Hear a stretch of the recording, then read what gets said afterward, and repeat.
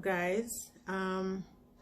I decided to do a very short video just to comment on some of the feedback that I've been getting, and even some of the calls that I got from people expressing that they have been going through the same stuff, which it made my heart whole. It's just a whole lot of sadness, you know. I didn't know by me putting out this video that so many other people were going through it. I just decided to share my own story, and that's part of what life is about. When you decide to talk, you realize how much other people are going through the same things or even worse, and it grows your sympathy. It grows you being empathetic with other people, and you even more understand a little bit why people have been reacting or behaving a certain kind of way, because they have been dealing with stuff. So many of the feedback that I've gotten, they're kind of all saying the same thing, which is weird, right? Many persons are saying that, Nikki, I did not know you were going through this. I didn't know. And that's not surprising, because I didn't want anybody to know. So as I said in my previous video, I mask it so very well. I put on my clean clothes, I put on my perfume, I fix my hair, I fix my face, and I move on until I come back in my own space and my words start crashing all over. So nobody knew what I was feeling, nobody knew what I was going through. And I guess that can be a little bit dangerous, because I'm here suffering in silence to the point where I could have hurt myself and my loved ones wouldn't know why, or the fact that they could have helped, and simply because I didn't say anything. And it made me feel a little bit, you know, I'm not supposed to be crying. It made me feel sad, because I'm saying the amount of love that I got and the help that people offered. It made me realize that I am loved. It's something that I've struggled with for a very long time, not thinking that people actually love me.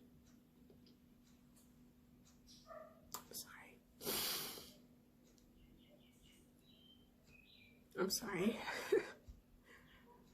Okay. Not thinking that people actually love me was part of what caused me to just stay in my zone, not knowing how they would have looked at me, how they would have treated me. And I just thought it would have been best or easiest to just keep it all in. And I realized that being in silence was crippling. And I'm happy that I'm getting out. I'm not at that stage, and I don't know when I'll be, but I am getting out of it. And that for me is a big step. When I look at the feedback that I have gotten, it just made my heart swell. It made my heart swell, and I'm realizing that people that I know that were close to me, I didn't know, because just like me, you didn't see the signs. They're always laughing, they're always joyful. You didn't see the signs. So now I have to be more conscious of how I treat people, how I treat those around me. I am now more weary of the fact that when I see somebody behaving a certain way, it's always important to check why. Because most of the times all we see is the end result. We don't see why people going through what they're going through. One of the few things that I decided to just touch on a little bit here, should not be long, is the fact that the previous video spoke about how others should deal with us suffering from a mental illness, but I didn't really talk about how I handled it. And that's kind of what I wanted to say today, this morning, that these are some of the things that I did, I am still doing, and I don't know, I'm not a clinical psychologist or anything, so whatever I say to you, simply because I've tried and this has worked for me. It doesn't hurt to try something that's going to get you out of that dark space. So these are some of the things that I've tried and they work. The first thing for me is that I pray. I know it sounds cliche, and I know that prayer doesn't always solve everything. Sometimes we pray and we don't see the answers. But for me, constantly praying helps. I can't even explain how it helps, but it helps. Just talking to God about what I'm going through, even though he already knows, just talking. And there are times I don't have the words to talk. What am I supposed to say? I don't have the words to say. And when I don't have the words to say, I start crying. Because that, I am telling you guys, I don't know about nobody else, but crying, the tears are cathartic. When you just bawl, you feel so much better. I feel so much better at the end of it. For that immediate time, it doesn't solve the problem, because the problem doesn't go away. But in that moment, in that space, crying helps me. The next thing for me is that I try to be active. Keep active. So whether it is you find yourself doing things, getting busy, doing stuff, or literally exercising, because we know that when them say exercise, you know, it releases the endorphins and that feel-good hormone. So again, all of these are temporary, but if you keep doing temporary stuff, they kind of become permanent, eh? So if you keep doing these things that would fix the immediate feeling in those immediate moments, you will actually make it a habit. So exercise, it really does help. Sometimes I'm going through so much and I just decide to just go jog, or I just do an exercise routine. It helps a little bit. It helps a little bit. The next thing you want to do is to avoid anything, any stressors. So if it's somebody, whether it's a TV show, whatever it is, avoid the stressors that will impact you in bringing you further into a space that you don't want to be. So avoid all of those stressors. You will have to identify what those stressors are and avoid them. Talk. This is one of the most difficult things to do. I know it is, because when you're going through it, you really don't want to talk.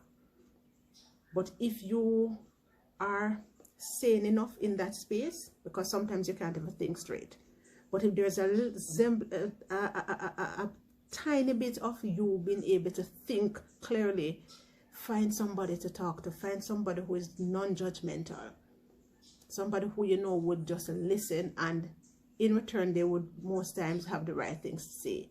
So I say that as an individual going through it, not from somebody else's perspective. No, this is from not from somebody else handling what you're going through, but you know, learning to handle it on your own. So these are some of the things. So I said pray about it, talk to somebody about it, get busy, exercise.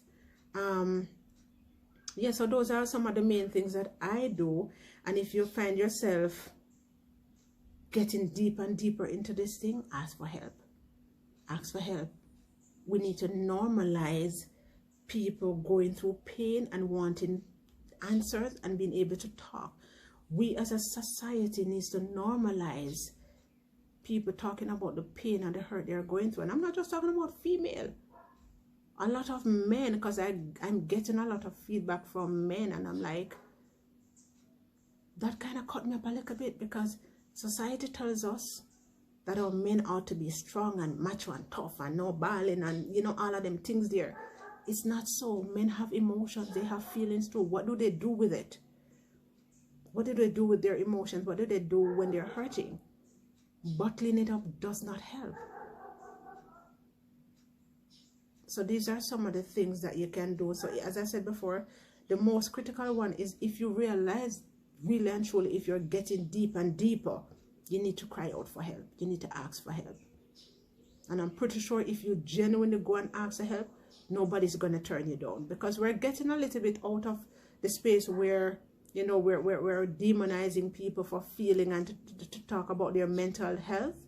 But so because we're getting out of it, people now are not really necessarily going to shun you, I think. So just find a space, find somebody who you trust to ask for help and to talk to.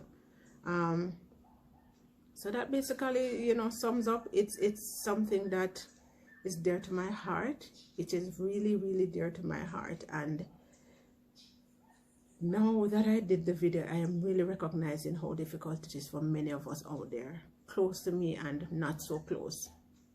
So we all have to do all we can do to be there for people, actively be there for people. if you recognize somebody is going through something and they need help, because sometimes some people don't know how to ask for the help. So the moment you recognize that somebody actually need help, help them. Because you would not want to be sitting there knowing that you could have helped and you did nothing, and then you hear something happens to the person. So go out and be active in helping and seeking how you can make a difference in those lives around you that are suffering. Seek to make a difference. Until next time, guys, have a good one and stay safe.